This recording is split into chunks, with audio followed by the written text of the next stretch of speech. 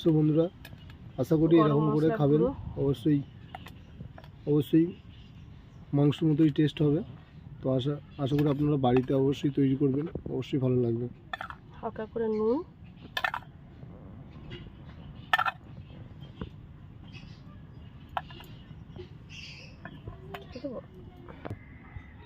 এক এক করে ডিমগুলো ঘেঁটে নিলাম মশলার সাথে ভালো করে।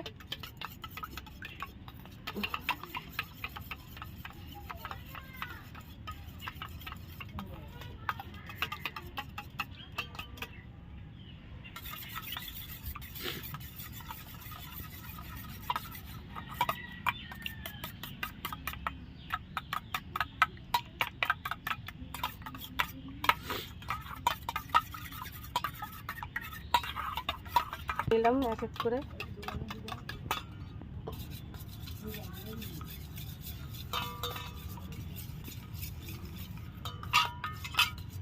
প্রায় আমাদের ঘাঁটা হয়ে গেছে। বন্ধুরা, আমাদের এখানে কমপ্লিট হয়ে গেছে। তো বন্ধুরা, আমরা এখানে একটু জল নিয়ে নেব, পরিমাণ মতো আমরা জল নিয়ে নেব। বন্ধুরা, আমার কাছে তো স্ট্যান্ড নেই, তো গ্যাসের ওইটা আমি খুলে নিলাম। এটা আমি এখানে বসিয়ে দিলাম। জলটা গরম হয়ে যাবে, তারপরে আমরা দেব বাটিগুলো এক এক করে বসিয়ে দেবো। সো বন্ধুরা, জলটা গরম হয়ে গেছে, এবার আমরা দিয়ে দেবো বাটিগুলো, দিয়ে দেবো এক এক করে।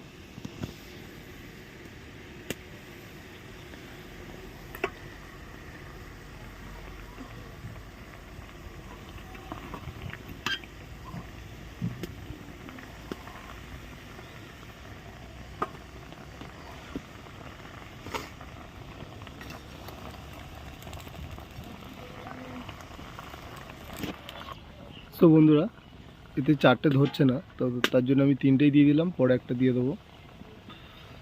এখন আমি চাপা দেবো একটু ফেরতে বলবো। তো বন্ধুরা, এখানে টমেটো কুচি দেখতে পাচ্ছেন, পেঁয়াজ কুচি, আর এখানে আদা রসুন বাটা হচ্ছে। তো এটাই তরকারিতে দেওয়া হবে। আগে যে মশলাগুলো তো ডিমেতে দিয়েছি, এটা আলাদা মশলা হচ্ছে।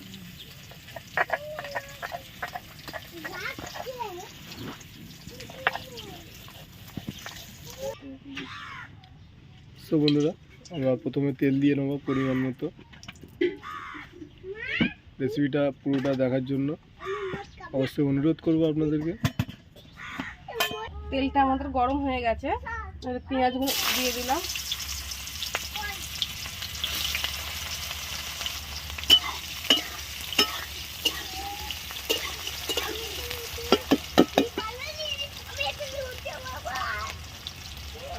টমেটো কুচি,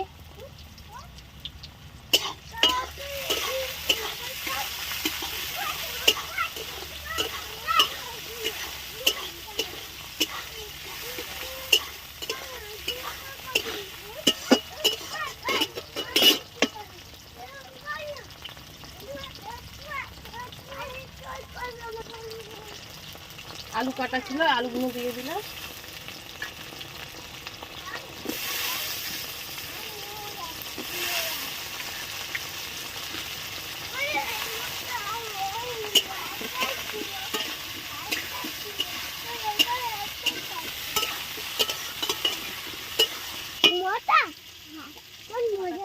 আদাগুলো দিয়ে দিলাম।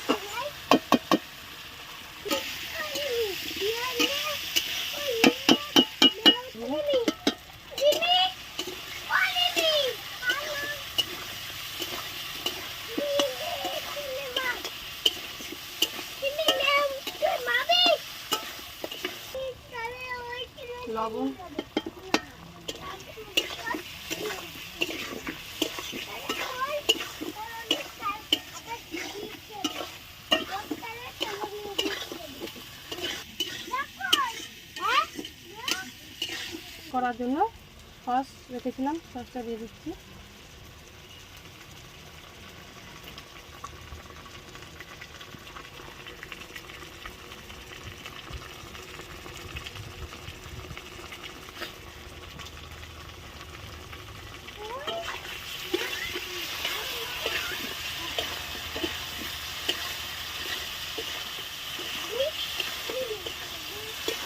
এখানে কষা আমাদের হয়ে গেছে, এবার একটু জল দিয়ে দিলাম নিয়ম মতো।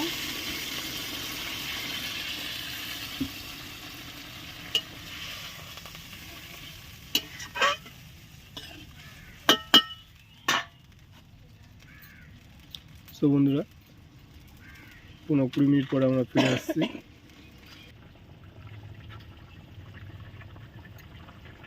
তো বন্ধুরা আমাদের ঝোলটা অনেকটাই মরে এসছে, এখন আমরা দিয়ে দেবো ডিম।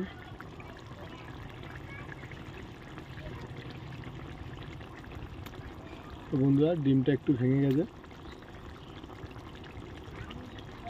তার জন্য ক্ষমা করবেন, ডিমটা গোল উঠিনি।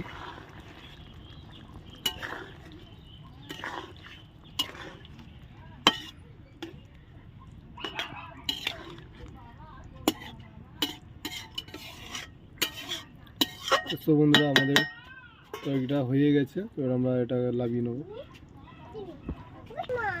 তো বন্ধুরা এবার আমরা মিট মশলা দিয়ে লাভিয়ে নেব। মিট মশলাটা দিয়ে আমরা তরকারিটা লাগিয়ে নেব।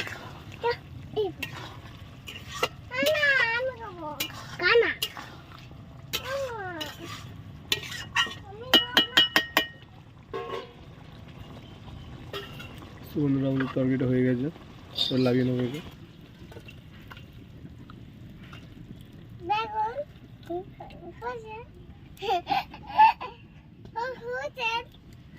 সো বন্ধু আমাদের রেসিপিটা হয়ে গেছে, তো আপনারাও এরকমভাবে বাড়িতে বানাতে পারেন। তো আশা করি ভিডিওটা ভালো হয়েছে। টাটা বাই বাই, দেখা হচ্ছে কোনো পরবর্তী ভিডিওতে।